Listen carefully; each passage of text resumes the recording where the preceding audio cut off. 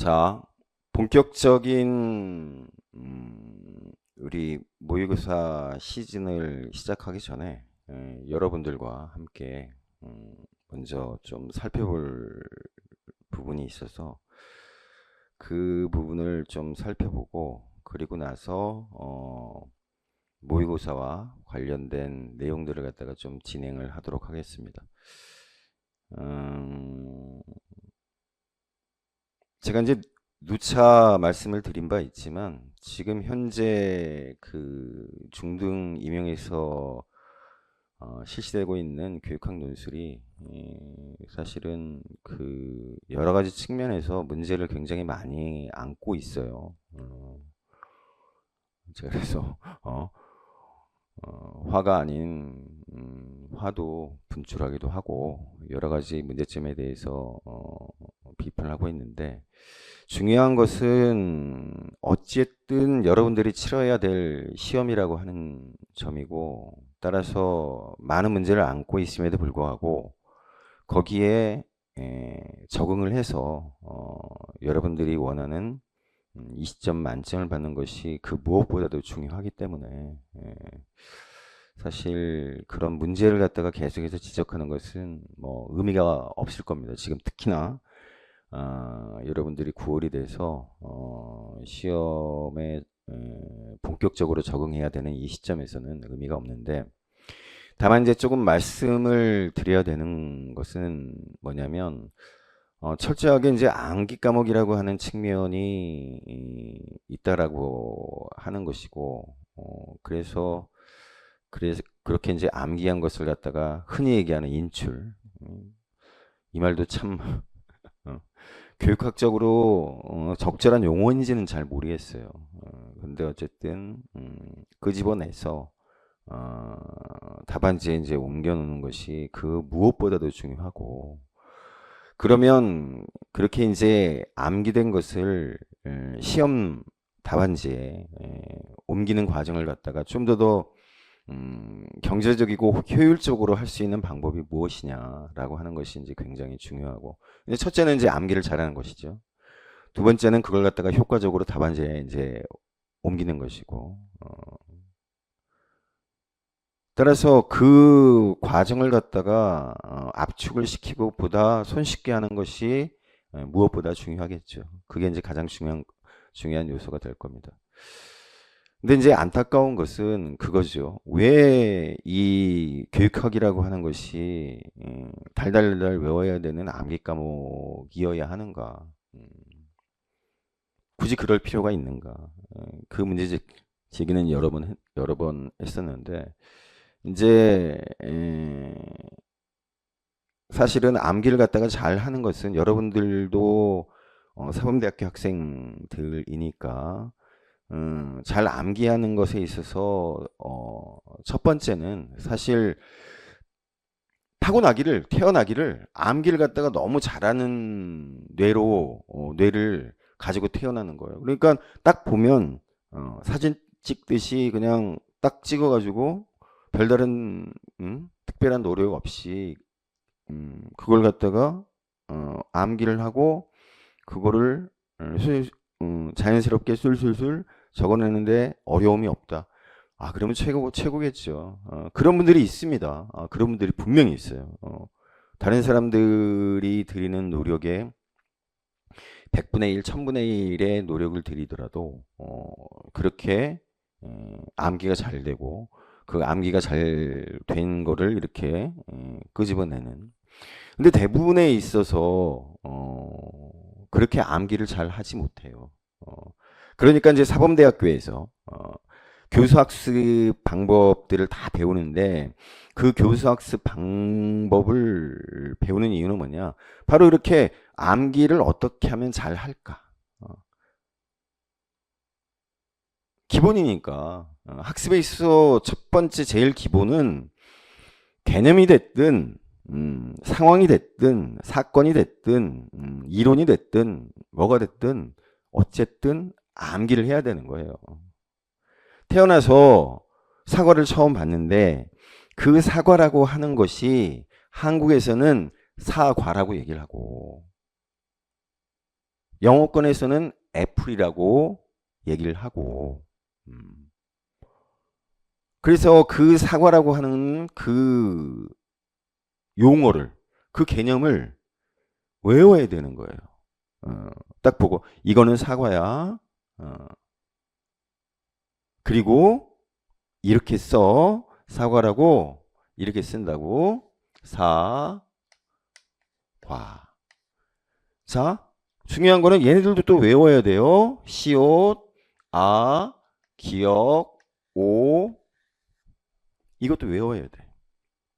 그래야 사과라고 하는 그 말을 표현할 수가 있어. 뭘로? 글로. 많은 사람들의 교집합, 공통적으로 알아들을 수 있는 글이라고 하는 게 그런 겁니다. 자, 영어로는 이렇게 써. 영어권 있는 애들도 외워야 되는 거고 우리들도 외워야 돼요. 왜? 영어 시험을 보니까. 또 외국 애들하고 소통하기 위해서는 얘네들 외워야 돼. 뭣도 외워야 돼요? A, P, L, E라고 하는 것을 갖다가 또 대문자와 소문자로 나눠가지고 외워야 돼. 다 뭐예요? 암기라고. 이게 첫 출발이야. 이게 이제 기본적으로 첫 출발이에요. 우리는 암기 과목, 암기 문제다. 문제 아니에요. 왜 문제가 됩니까? 외워야 되는데 이 앞에 책상들이 있어. 의자들이 있어. 이거 안 외우고 출발하나요? 다 외우고 출발해. 아, 이렇게 생긴 것은 책상이라고 얘기를 해. 자, 따라해봐. 책상. 너희들이 앉아있지? 앉아있다는 말도 외워야 되는 거예요. 자, 애기한테 얘기를 한다고. 앉아. 자, 저기 가서 앉아. 애들 처음엔 몰라. 앉아라고 하는 말이 뭔지. 그러니까 어떻게 해요? 앉는 방법을 알려준다고. 조그만 아이한테. 의자에 앉히면서 자, 이게 앉는 거야. 네가 지금 그렇게 그런 행동으로 하는 고기 있는 걸 갖다가 의자라고 해. 따라해봐. 의자. 암기야. 그렇죠. 그래서 기본이 되는 개념들은 다 암기를 해야 돼. 이론이 있습니다. 이론. 어떤 이론? 만류인력의 법칙.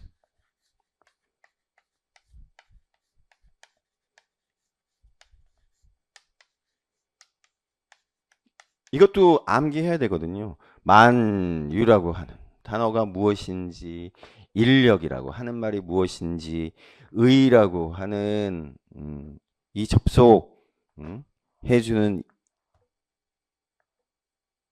이 말, 단어죠. 이것도 의. 법칙이라고 하는 말도 외워야 돼. 이게 기본적으로 외워지는 상황에서 만류 인력의 법칙이라고 하는 것을 여러분들이 알게 돼. 근데 만류 인력의 법칙이라고 하는 게 뭐예요?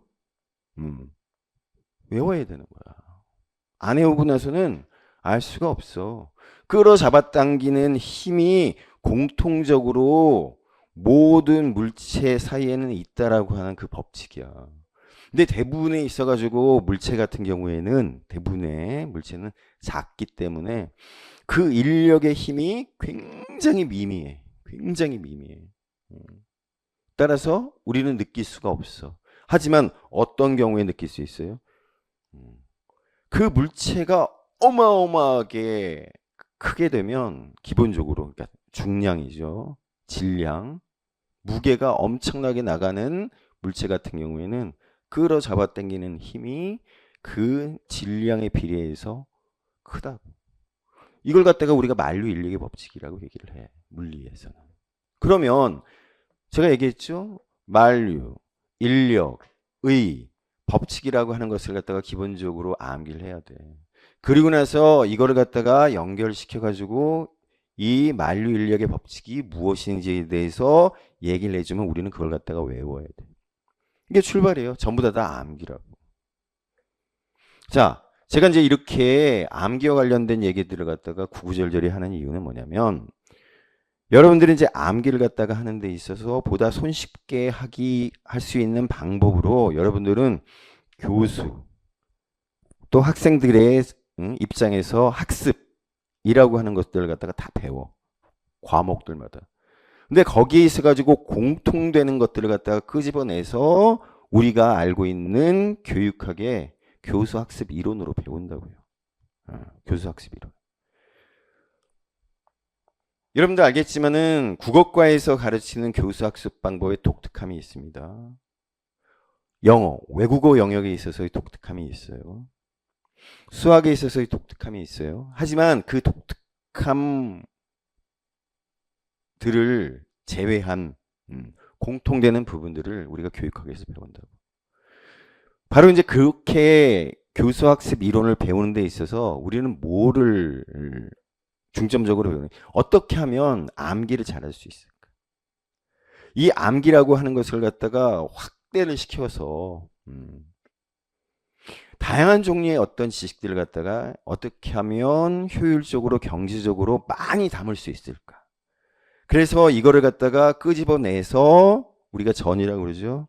일반적인 상황에 어떻게 잘 적용할 수 있을까? 어떻게 활용할 수 있을까? 라고 하는 것들을 갖다 교수학습 이론에서 배운다. 자, 교육학이 생자 암기 과목인데 바로 우리가 가르치는 바로 그 교수학습 방법에 있어서 여러 가지 도구들을 활용해 갖고 그 암기들을 갖다가 잘 해야 되는 거예요. 그렇죠?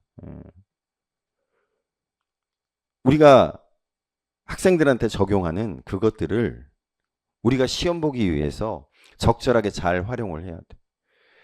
자, 기본적으로 암기, 개념의 획득을 하게 되면 우리가 어떤 거를 갖다가 원하게 돼요. 그 다음 단계로 이해라고 하는 걸 갖다가 얘기해요. 이제 이 이해라고 하는 것이 중요한 게 뭐냐면 우리가 외웠던 개념이나 여러 가지 용어나 이런 것들을 갖다가 확대 재생산하는 데 있어서 이 이해라고 하는 것이 굉장히 중요한 거야.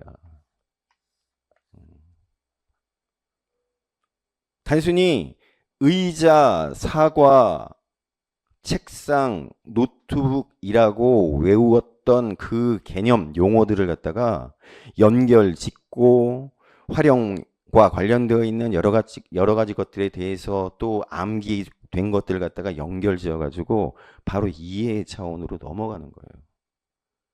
그렇죠? 그래서 우리가 보통 우리 교수학습 시간에 배웠지만 기본적으로 개념의 획득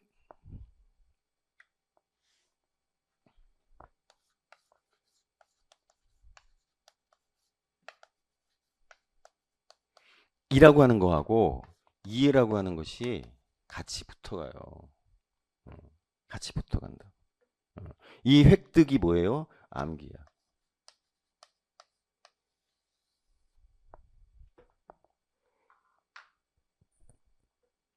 일단은 무조건 알아야 돼. 무조건. 무조건. 근데 우리는 제가 아까도 얘기를 했지만 암기라고 하는 것을 마치 나쁜 것 이런 것처럼 자꾸만 얘기를 해요. 암기 과목. 단순히 암기하는 걸로 어쩌고 저쩌고 저쩌고. 단순히 암기하는 것부터 시작을 하는 거야. 결국은 그걸 갖다가 정션 연결 짓고 하는 그 이해라고 하는 것은 그것이 전제되지 않은 상황 속에서는 이루어질 수 없어. 그렇죠? 많은 개념들, 용어들을 갖다가 알면 알수록 우리의 뇌는 커지는 거예요. 그리고 자연스러운 정션 현상들이 연결 현상들이 일어난다고요. 왜? 우리 뇌는 기본적으로 안에 그러한 지식의 구조를 가지고 있어. 도식, 스키마를 가지고 있어. 그러니까 많이 암기하는 거에 대해서 나쁘다고 얘기하지 말라고. 영어 단어를 갖다가 많이 외운 친구들이 훨씬 더 유리하죠. 영어를 갖다가 활용하는 데 있어서. 좀 더 고급의 영어를 갖다가 사용하는 데 있어서는 중요한 영어 단어들을 많이 외우고 있으면 있을수록 좋은 거야. 수학도 마찬가지예요. 엑시옴이라고 얘기해서 제가 말씀드리지만 엑시옴 공리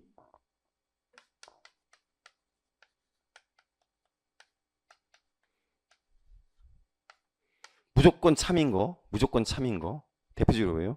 삼각형의 내각의 합은 180도라고 하는 거. 원 360도라고 하는 거.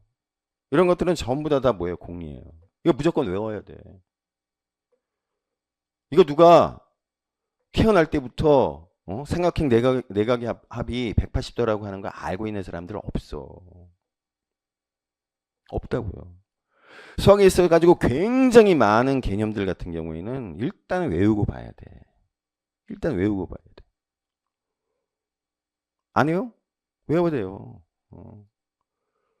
미분과 관련된 거, 적분과 관련된 거, 행렬과 관련된 것들.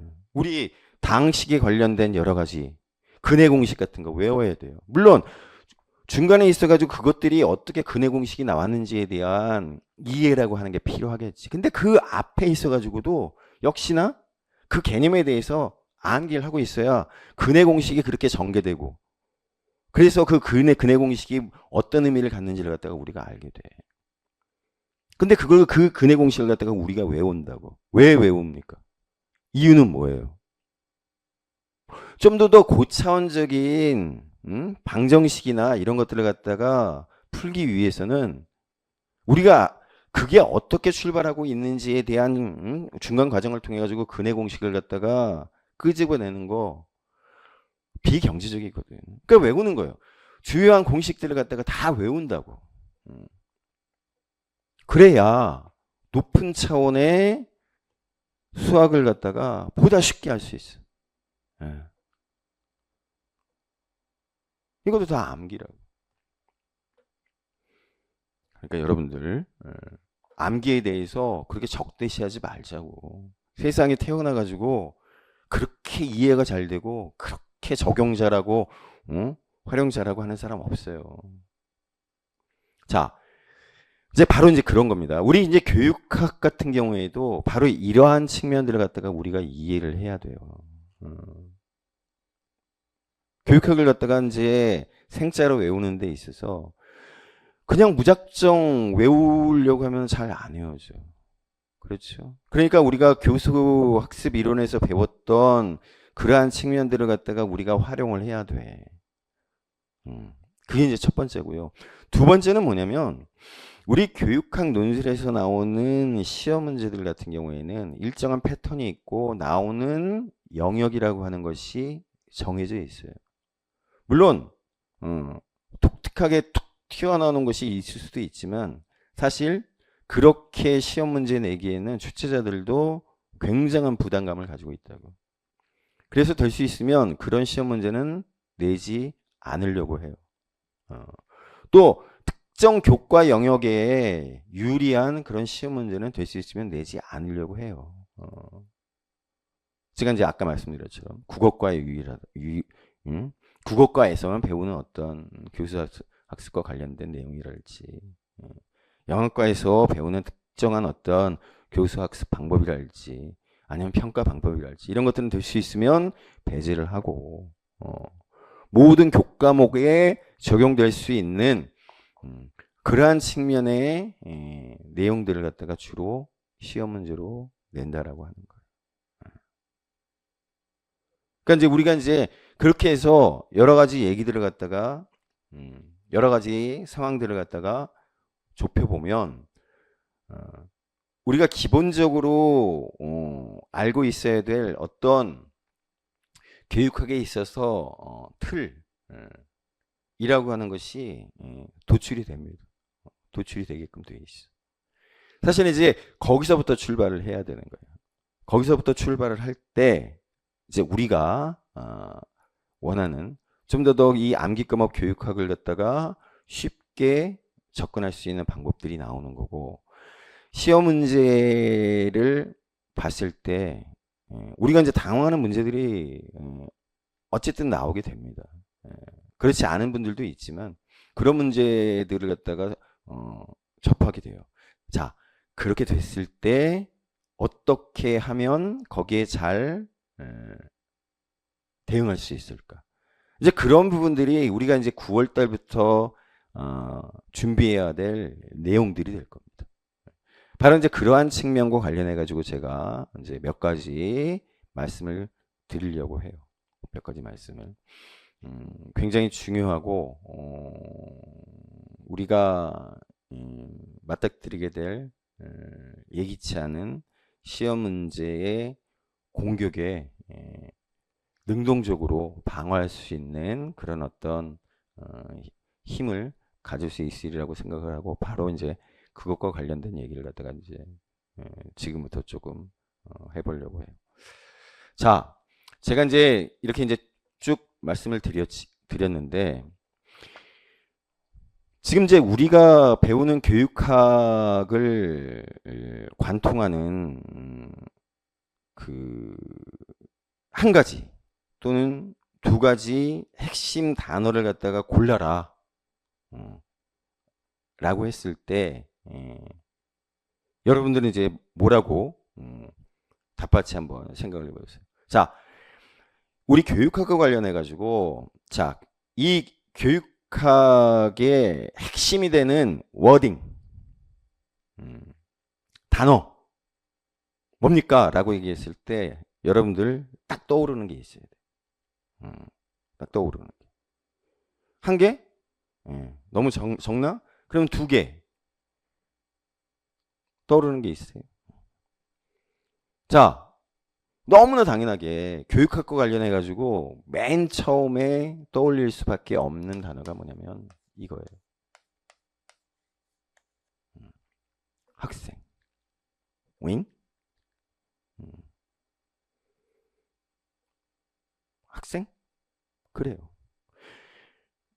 교육학이라고 하는 것은 학생 때문에 있는 거예요. 학생 때문에. 교사라든가 교육과정 우리 교육학의 3대 요소 가운데서 그 무엇보다 중요한 건 학생. 여기서부터 다 파생이 되는 거예요. 교육과정도 그렇고 교수 학습 방법도 그렇고 평가라고 하는 것도 그렇고 교육행정에 있어서 여러 가지 것들도 그렇고 저 학생 저 하나로 출발하는 거예요. 저기서 출발하는 거예요. 자, 또 한 가지 더 생각해 봅시다. 그러면 저는 예를 얘기할 거예요.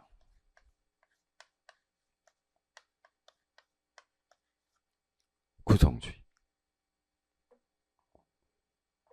제가 말씀드렸죠. 저 구성주의라고 하는 것은 교육학에 있어서의 심리학적인 개념이기도 하고 교육학에 있어서의 철학적인 개념이기도 해요. 근데 저 학생이라고 하는 개념과 저 구성주의라고 하는 개념은 지금 현대 교육학에 있어서의 주요한 흐름을 갖다가 대변하는 두 단어라고 할 수 있어요. 한 단어라고 하면 당연히 학생이 되는 거고 두 단어를 골라라 그러면 바로 학생과 구성주의가 됩니다.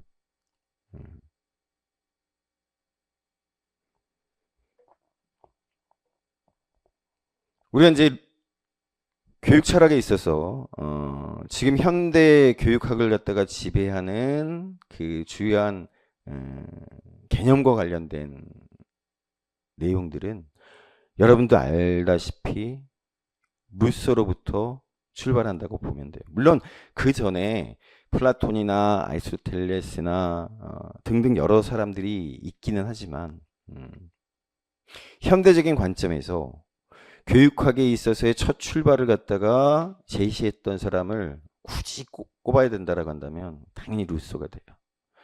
굉장히 엉뚱한 사람이었고 진짜 교육적인 관점에서 보면 정말 말도 안 되는 사람이거든요. 자기 자식을 갖다가 낳아서 여러 명의 아이들을 갖다가 고원에 버려버리고 그래서 그 대부분의 아이들은 다 죽었다고. 음. 그리고 나몰라라 했고. 근데 그러한 루소라고 하는 사람이 제시한 에밀이라고 하는 에밀의 부제가 uneducation이에요. 교육에 관한. 그 책을 통해서 제시했던 아동 중심이라고 하는 그 개념 자체가 지금 현대 교육학에 있어서도 여전히 건재하고 여전히 주요한 핵심 개념이 되는 거죠. 학교의 관점에서 보면 학생 중심이라고 얘기되는 거고. 그래서 교육과정 측면에서 보면 학생 중심 교육과정, 아동 중심 교육과정. 그렇게 되는 거예요. 루소와 루소를 잇는 대표적으로 이제 칸트 같은 사람들, 뒤이어 나오는 범해주의자들, 페스탈로치를 비롯해가지고 등등 여러 사람들이 주장했던 바 학생, 아동 중심이라고 하는 것에 있어서 핵심 개념은 뭐냐면 여기서 나오는 아동의 이거예요. 흥미. 그렇죠. 아동에 있어서의 관심과 아동에 있어서의 재능. 얘를 얘기한다고. 흥미와 재능, 관심, 특히나 흥미. 그 아이가 가지고 있는, 그 학생이 가지고 있는 관심사, 호기심을 느끼는 것, 좋아하는 것, 재미있어 하는 것. 그거를 갖다가 가르쳐야 되는 거 아니야? 라고 하는 문제의식. 어른들의 입장에서 이거 꼭 배워야 돼. 이거 꼭 알아야 돼. 내가 지금 너 가르치는데 꼼짝 말고 거기 의자에 앉아서 내 얘기 잘 경청하고 알았지? 내가 이걸 갖다가 너네들한테 왜 가르쳐 주냐면 세상사를 살아나가는 데 있어서 이거 꼭 필요하기 때문에 그래. 그래서 그걸 가르친다고. 뭐예요? 어른 중심, 교사 중심. 그러면서 제시를 하죠. 뭘 제시를 해요? 자, 이거 굉장히 좋은 책이야. 이거 그레이트 북스야. 그러니까 이거 꼭 읽어. 내가 지금부터 너 이거 가르쳐 줄게. 교과 중심. 그런데 뭐예요? 흥미나 이런 것들은 다른 게 아니야. 보고, 듣고, 맛보고, 즐기고. 그렇죠? 그러니까 이쪽 학생을 강조하는 이쪽에 있어서 중요한 게 뭐냐면 경험이 무엇보다 중요한 거예요. 경험. 그러니까 교육과정을 짜는 데 있어서도 뭡니까?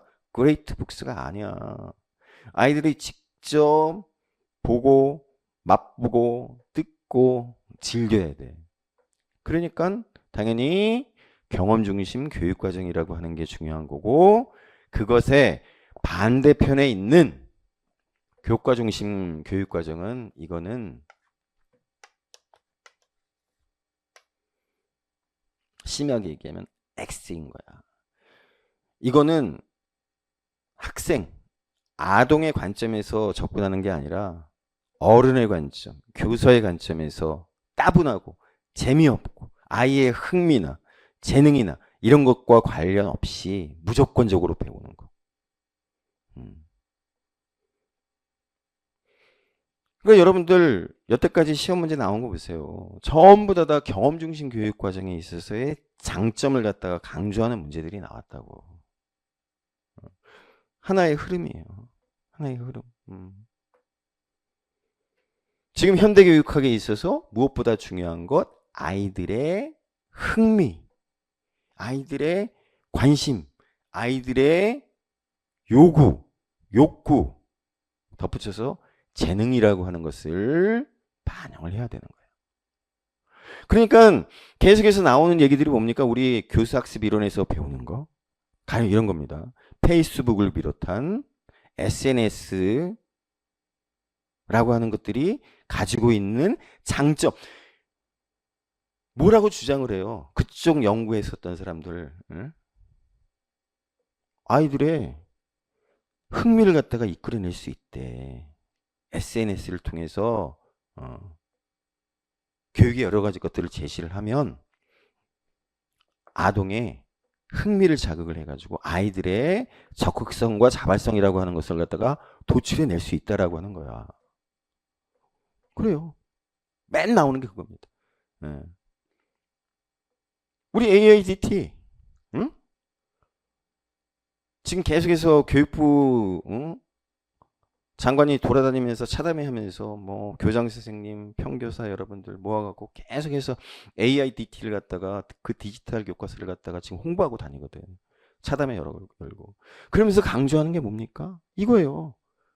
학생 중심인 거고 학생들의 흥미를 갖다가 반영을 하는 거고 그 안에 나오는 여러 가지 내용들, 컨텐츠라고 하는 것이 기본적으로 아동의 경험을 갖다가 이끌어낼 수 있고 다양한 경험이 가능하고 이런 식의 얘기예요.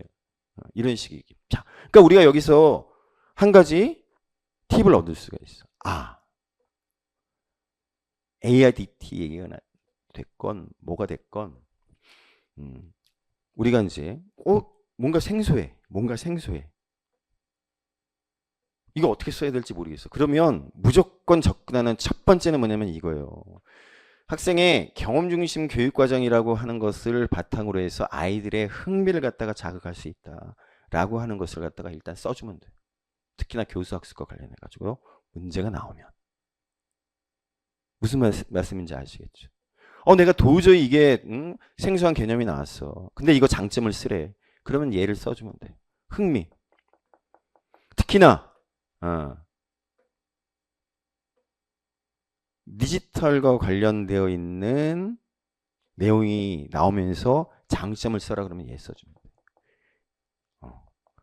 아동의 학생의 다양한 경험을 유도할 수 있고 아동의 흥미, 재능을 기반으로 해서 이루어지고 이렇게 써주면 돼. 그렇죠? 그러니까 경험 중심 교육 과정인 거예요.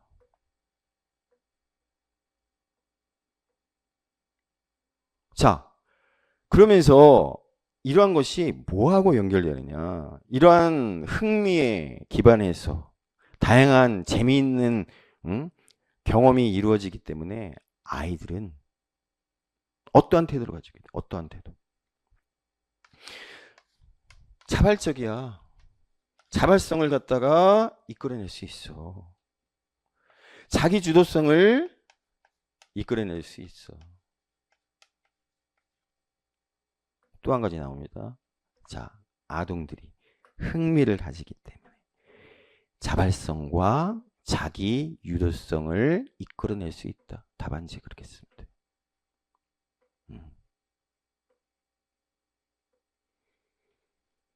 이겁니다. 자발성, 자기 유도성. 이 원하는 거야. 학생들한테 사실 원하는 것이기도 하고. 그러니까 우리가 이제 가지고 있는 생각이 뭡니까? 자발적이고 자기 주도적이니까 학습의 성과라고 하는 것이 굉장히 높을 수밖에 없다라고 하는 기본적인 전제 속에서 또 출발하는 거야. 왜? 자발적이니까. 공부를 갖다가 자발적으로 한다고. 자기가 알아서 하는 거야. 그러니까는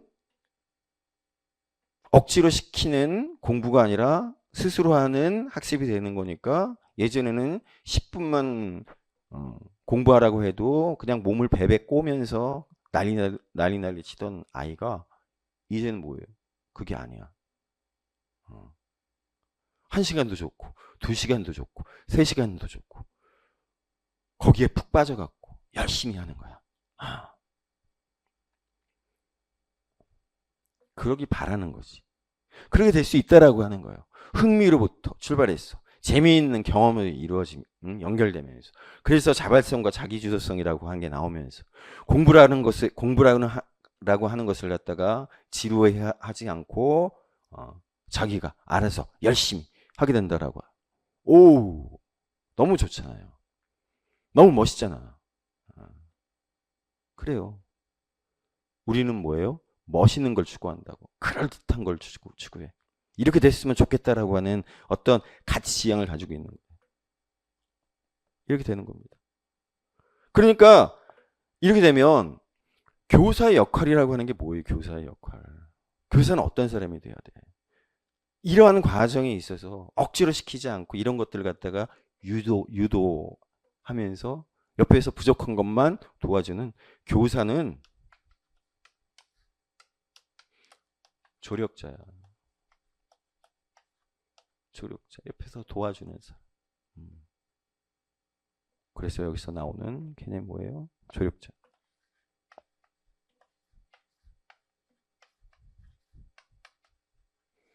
스캐폴딩이라고. 우리 알고 있는 발판화.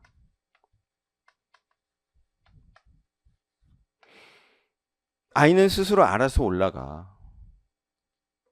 스스로 성장해. 그러니까 뭐만 잘해주면 돼. 발판만 잘 깔아주면 돼. 스캐폴딩만 잘 해주면 돼. 아이는 그러면 지가 알아서 실제로 자기가 가지고 있는 능력을 넘어선 잠재성을 가지고 있는 영역으로 훌쩍 넘어갈 수 있다라고 하는 것이 또한 여기 있어가지고 주장이에요.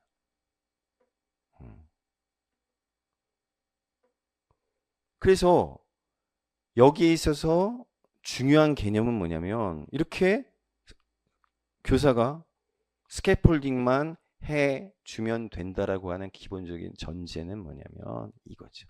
학생이 뭘 가지고 있어요? 잠재성과 가능성과 가소성을 가지고 있다라고 하는 기본적인 전제를 깔고 있는 거예요.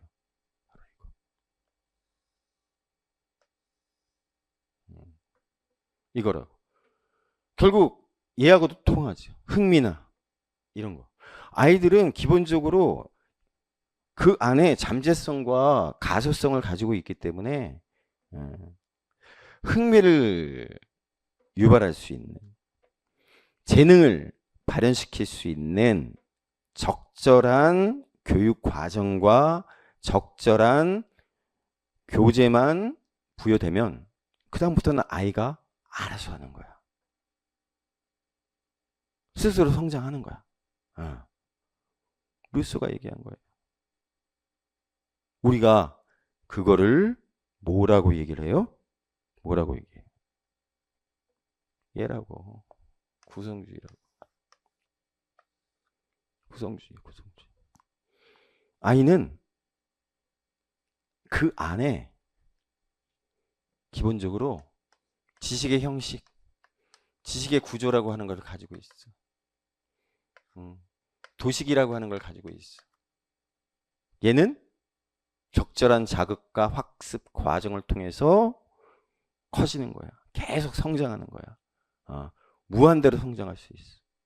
제가 그림으로 설명을 해주죠. 이런 도식. 인풋과 아웃풋이 있고 환류라고 하는 과정이 있고 피드백. 이게 무엇보다도 중요해요. 피드백. 누구의? 특히나 선생님의. 인풋이 있고 아웃풋이 있고 이 바깥에 환경으로서 교사가 있는 거예요. 여기에 뭐를 해요? 상호작용을 한다.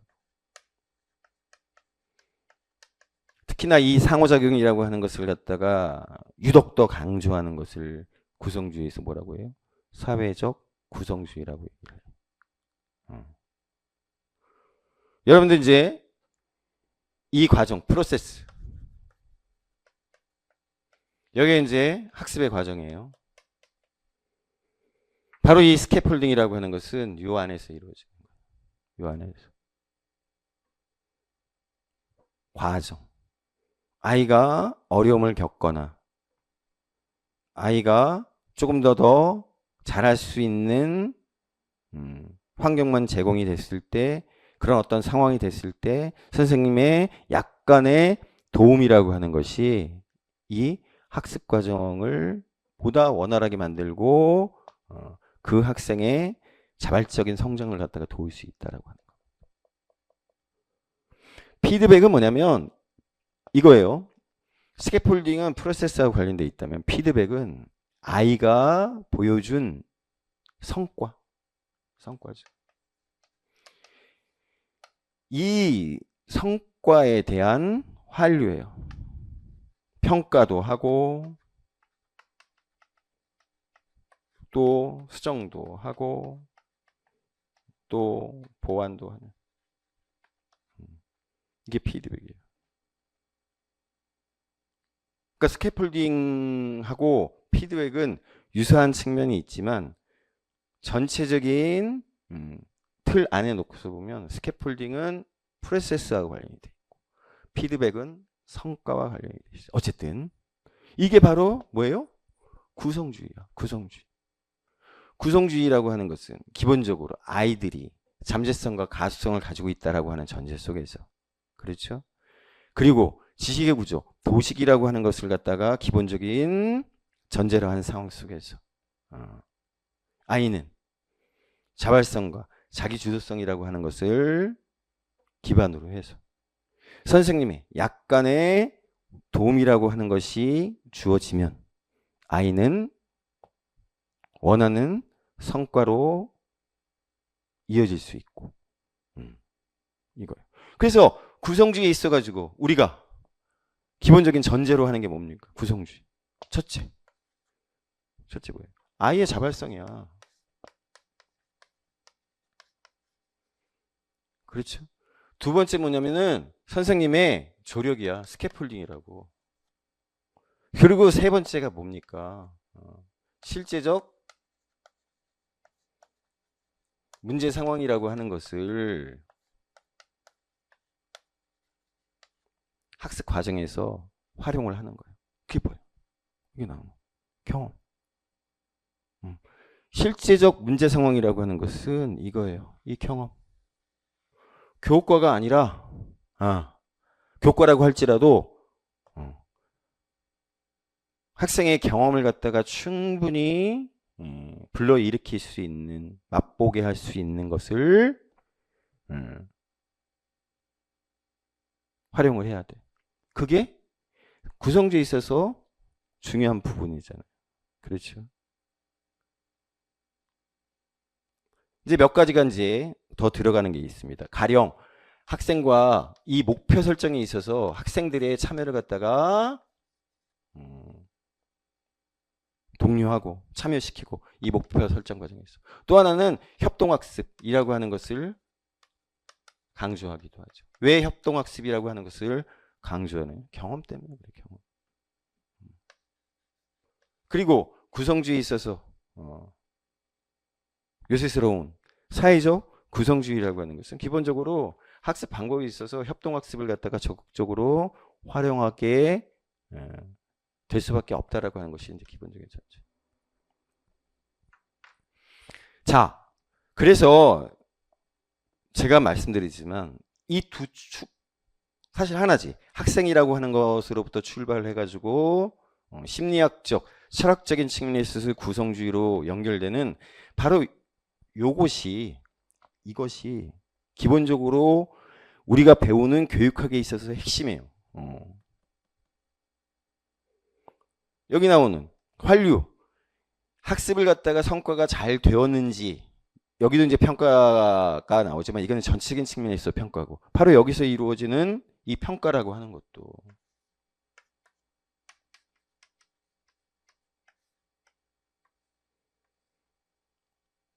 뭡니까? 학생에 있어서의 측면. 그래서 우리가 얘기하는 학습자 맞춤형 평가. 그러니까 학생 위주의 평가가 이루어져야 되는 거예요. 교과서만 달달달달달 외워갖고 나오게 되는 그러한 평가라고 하는 것은 여기 나오는 거죠. 실제적 문제 상황에 잘 대응을 하고 적응을 하고 할 수 없는 거잖아요. 그러니까 이 평가라고 하는 것도 바로 이러한 경험 중심 교육 과정이라고 하는 것을 반영하는 것이 되어야 돼. 이 실제적 문제 상황을 갖다가 잘 어떻게 여하이 해내느냐를 갖다가 평가할 수 있어야 돼. 또 한 가지, 더불어 사는 삶. 여기 협동학습 얘기가 나오죠. 그러니까 다른 사람들하고 어떻게 사회성이라고 하는 것을 갖다가 잘 꾸려내고 협동심이라고 하는 것을 갖다가 어떻게 잘 꾸려내고 또 민주성이라고 하는 것을 갖다가 어떻게 잘 배울 수 있고 라고 하는 것이 이 평가에 있어서 굉장히 중요한 부분이에요.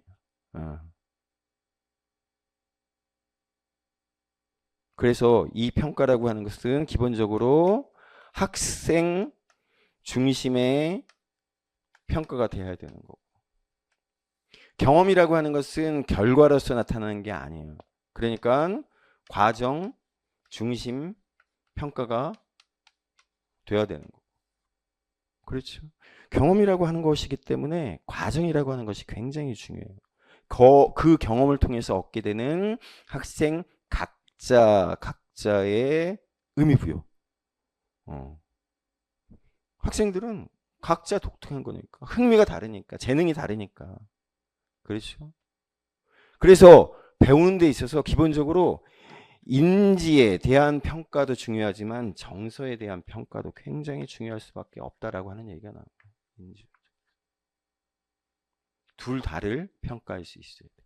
자, 그래서 중요하게 대두되는 평가가 뭐예요?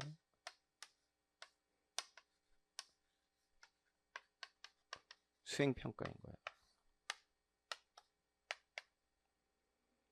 그런데 수행평가, 지금 이제 수행평가라고 하는 게 이제 대입에 적용이 되기 때문에 사실은 수행평가가 정말 진정한 의미에서 이러한 학생 중심의 흥미와 재능에 기반한 그러한 평가인가에 대해서 많은 사람들이 문제제기를 하고 있어요. 그렇죠. 그러니까 이제 꺼내드는 개념이 뭐예요? 바로 이거야.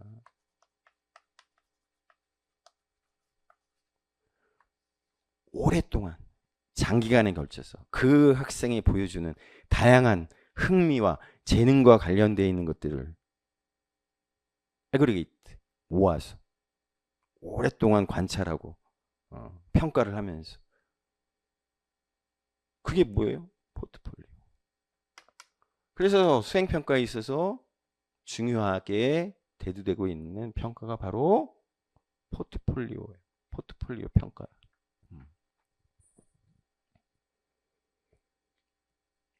그렇죠? 자, 여기 이제 교사와 관련해 가지고 우리 이제 교육 행정적인 측면에 있어 가지고 학생과의 관계라고 하는 것이 이렇게 나타나요. 교사는 조력자야. 스캐폴딩을 해주는 사람이야. 그렇죠. 교사가 고민해야 되는 지점이 뭐겠어요? 기존에 있어서 교과 중심 교육 과정에 있어서는 그 교과에 나와 있는 내용들을 갖다가 달달달달달 잘 외워서 학생들한테 잘 설명해 주는 것이 중요한 일이지만 이렇게 가버리면 교사의 역할은 달라지게 될 수밖에 없어요. 그렇죠? 달라져야 돼. 학생 각자가 가지고 있는 다양한 재능과 흥미에 대한 관심과 그런 것들을 갖다가 개발시켜주고 성장시켜줄 수 있는 여러 가지 것들을 갖다가 모색을 해야 돼. 그러니까 교육과정이라고 하는 것도 국가 교육과정의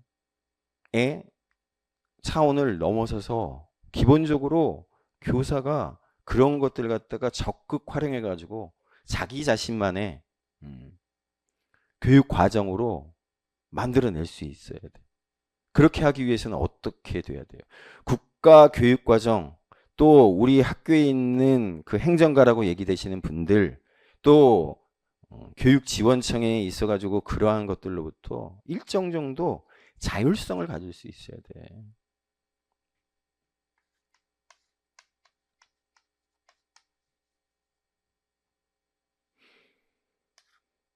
기본적인 전제는 전문성이 있는 사람들이기 때문에 거기에 따른 책임성이라고 하는 것을 갖다가 지는 것은 너무나 당연해요. 교사는 이거예요. 자율적으로 자기 자신의 전문성을 바탕으로 해서 교육 과정을 갖다가 생성을 하고, 그렇죠. 아이들과 머리를 맞대고, 그게 생성 관점이라고. 학교도 이러한 교사의 자율성과 전문성을 갖다가 발현시킬 수 있게끔 하기 위해서 학교도 자율적이어야 돼. 학교 조직이라고 하는 것도 자율적이어야 돼. 근데 학교 조직이라고 하는 것은 어쩔 수 없잖아요. 국가로부터 돈을 받고 국가 교육과정이라고 하는 것이 기본적으로 전제가 되기 때문에 학교는 기본적으로 이중성이라고 하는 걸 가져요. 그렇죠. 관료제의 성격이라고 하는 것도 분명히 그 안에 들어가 있을 수밖에 없어. 하지만 그런 것들은 될 수 있으면 줄여나가고, 될 수 있으면 학교의 자율성을 갖다가 확대시키는 방향으로 가야 돼. 왜? 이러니까 학생 중심 교육 과정을 갖다가 원활하게 잘 펼쳐나가기 위해서는 그 학교라고 하는 것은 그 지역, 도시면 도시 가운데서 대도시와 중소도시는 달라요. 농촌 달라, 어촌 달라. 거기 그쪽에 있는 학생이나 학부모나 지역사회 인사들의 관심이 달라. 그러니까 거기에 맞춰서 가야 돼. 그렇죠? 바로 그런 거예요. 그래서 학교에 자율성을 갖다가 될 수 있으면 많이 주자. 그래서 학교별로 자율적으로 학교를 갖다가 경영을 하고 할 수 있는 여러 가지 조건과 상황을 만들어 주자. 그렇게 되는 거예요. 여태까지 행정가, 교장이나 교감 선생님이 가지고 있는 권위에 의존해서 이루어지는 학교가 아니라 교장과 교사의 원활한 의사소통을 통한, 의사소통이 굉장히 중요합니다. 그리고 교장이 일방적으로 행사했던 리더십, 지도성이 아니라 역량이 있는 많은 선생님들한테 그 지도성, 리더십이라고 하는 것을 갖다가 위임하고 부여하고 해서 그 지도성들이 시너지 효과를 거둬서 교장 혼자 발휘하는 리더십보다 훨씬 더 강력하고 훨씬 더 효율적인 능력을 갖다가 보여줄 수 있도록 해요. 그게 뭐예요? 제가 말씀드린 분산적 리더십, 분산적 지도성이라고 하는 거예요. 이제는 그렇게 가는 거예요. 그러니까 학교에 있어서도 장학이라고 하는 개념이 국가로부터 내려와서 시학, 관리하고 감시하고 통제하는 것이 아니라, 그래야 이제는 여러분들이 역량을 가지고 있으니 자율적으로 합시다. 교내 장학이 중요한 거예요. 교내 장학 가운데서 교장이나 교감 선생님이 막 이렇게 돌아다니면서 창문을 이렇게 쳐다보면서, 그게 아니야. 뭐예요?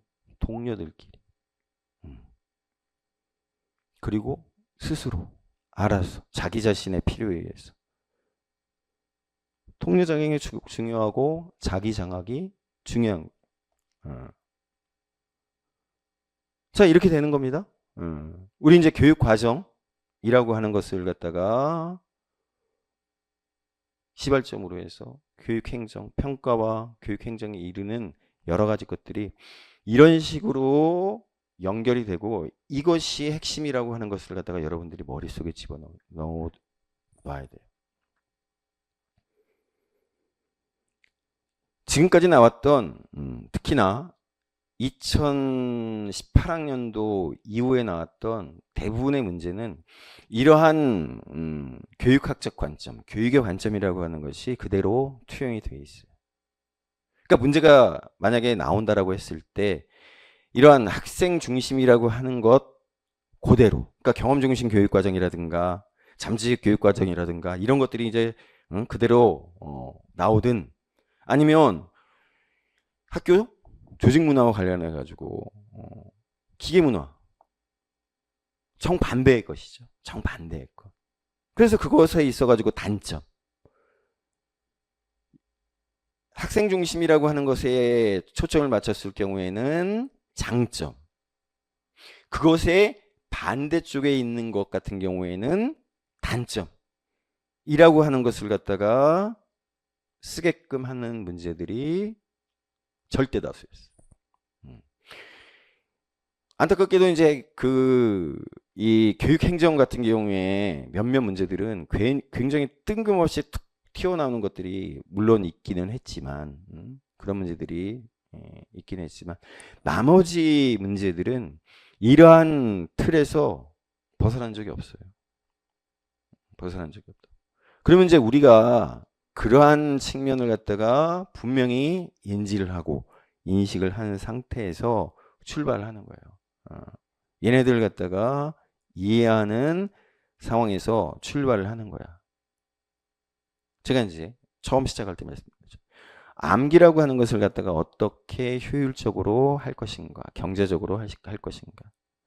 우리가 당황스러운 문제가 튀어나왔을 때 그것에 어떻게 여하이 잘 적응을 할 것인가.